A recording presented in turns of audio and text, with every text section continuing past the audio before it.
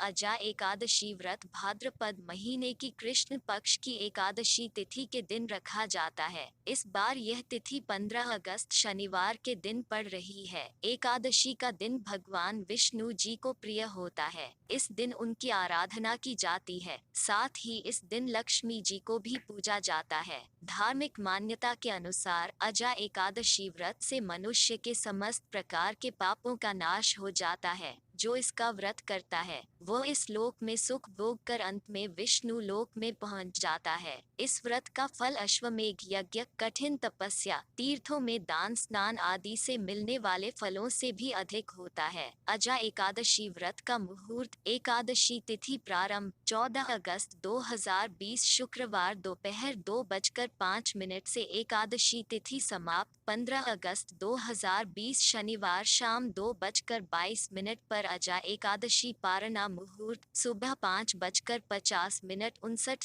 से 8:28 36 तक 16 अगस्त 2020 को, जिसकी अवधि 2 घंटे 37 मिनट रहेगी।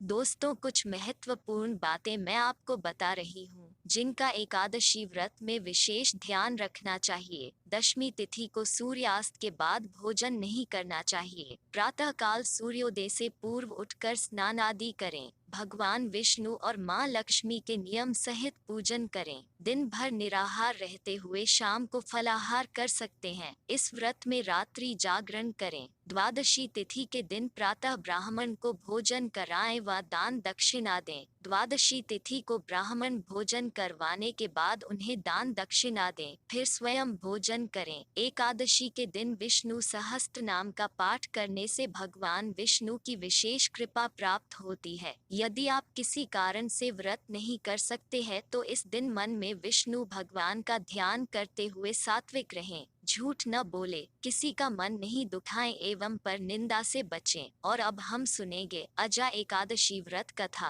पौराणिक काल में एक अत्यंत वीर, प्रतापी तथा सत्यवादी हरिश्चंद्र नाम का चक्रवर्ती राजा राज्य करता था। प्रभु इच्छा से उसने अपना राज्य स्वप्न में एक ऋषि को दान कर दिया और परिस्थितिवश उन्हें अपनी स्त्री और पुत्र को भी बेच देना पड़ा। स्वयं वह एक चांडाल के दास बन गए। राजा ने उस चांडाल के यहाँ कफन लेने का काम किया, किंतु उन्होंने इस मुश्किल काम में भी सत्य का साथ नहीं छोड़ा। जब इसी प्रकार कई वर्ष बीत गए तो उन्हें अपने इस नीच कर्म पर बड़ा दुख हुआ और वह इससे मुक्त होने का उपाय खोजने लगे।